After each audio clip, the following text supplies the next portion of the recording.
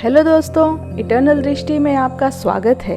तो चलिए सुनते हैं आज की कहानी। एक बार स्वामी विवेकानंद हिमालय की एक लंबी यात्रा कर रहे थे। वहां उन्होंने देखा कि एक बूढ़ा व्यक्ति बेहद थका हुआ एक ऊपर की ओर ढलान पर खड़ा है। उस आदमी ने हताशा में स्वामी जी से कहा, ओह स्वामी जी, इसे कैसे पार किया जाए? मैं अब और नहीं चल सकता। ऐसा लग रहा है मेरा सीना फट जाएगा। स्वामी जी ने धैर्यपूर्वक बूढ़े आदमी की बात सुनी और फिर कहा, अपने पैरों के नीचे देखिए। जो मार्ग आपके पैरों के नीचे है, यह वह मार्ग है जिस पर से आप गुजर चुके हैं, और यह वही मार्ग है जिसे आप आगे देख रहे हैं। जल्द ही यह भी आपके पैरों के नीचे होगा। स्वामी जी के इन शब्दों ने बूढ़े व्यक्ति को आगे की यात्रा फिर से शुरू करने के लिए प्रोत्साहित किया और वह सफलतापूर्वक आगे की यात्रा पूरी कर पाया।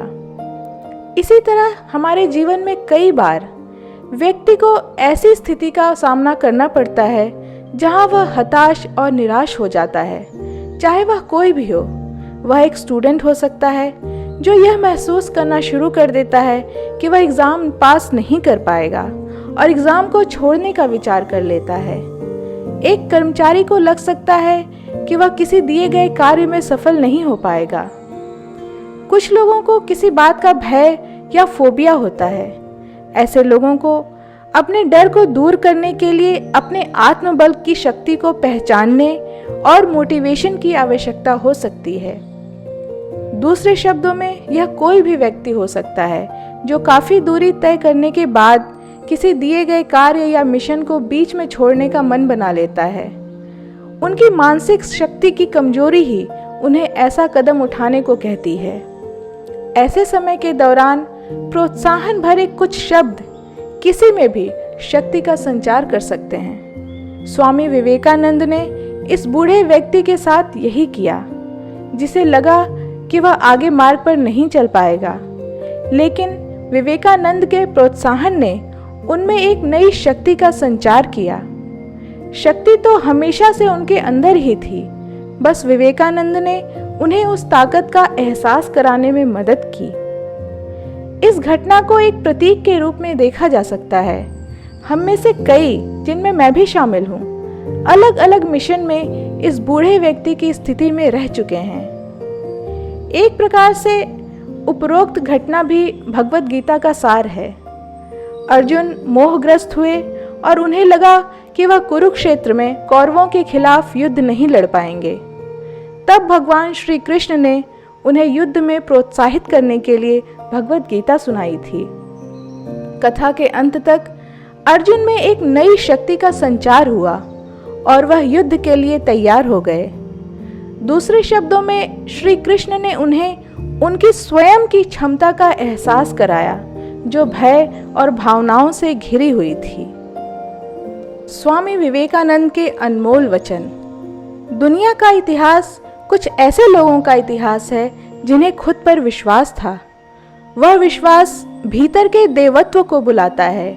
आप कुछ भी कर सकते हैं। आप तभी असफल होते हैं जब आप अपार शक्ति को प्रकट करने के लिए पर्याप्त प्रयत्न नहीं करते हैं। कभी मत सोचो कि आपके लिए कुछ भी असंभव है। ऐसा सोचना सबसे बड़ा अधर्म है। यदि पाप है तो यह कहना पाप है कि आप कमजोर हैं या दूसरे कमजोर हैं। आप जैसा सोचेंगे वैसे ही बनेंगे। यदि आप अपने आप को कमजोर समझेंगे तो आप कमजोर बनेंगे, और अगर आप खुद को मजबूत समझेंगे तो आप मजबूत बनेंगे। मुक्त रहो, किसी से भी कुछ पाने की आशा न रखो।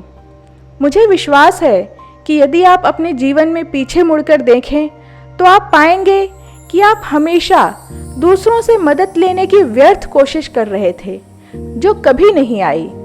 जो भी मदद आई है वह सदैव आपके भीतर से ही आई है। कभी मत कहो मैं नहीं कर सकता, क्योंकि तुम अनंत हो। यहाँ तक कि समय और स्थान भी तुम्हारे स्वभाव की तुलना में कुछ भी नहीं है। तुम कुछ भी कर सकते हो और सब कुछ कर सकते हो।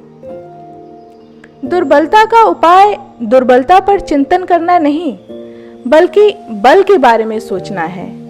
लोगों को उस शक्ति के बारे में सिखाएं जो पहले से ही उनके भीतर है।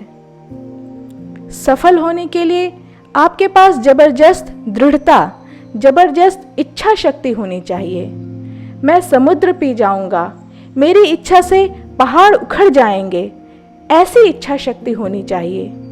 इस तरह की ऊर्जा होनी चाहिए, इस तरह की इच्छा शक्ति होनी चाहिए। कड़ी मेहनत करो और तुम लक्ष्य तक पहुंच जाओगे। आज के लिए इतना ही। अगर आपको ये कहानी पसंद आई हो तो इसे अपने दोस्तों के साथ भी शेयर करें और इस वीडियो को लाइक, शेयर और सब्सक्राइब करना ना भूलें। आपके कीमती समय के लिए धन्यवाद। सुरक्षित रहें और आनंदित रहें।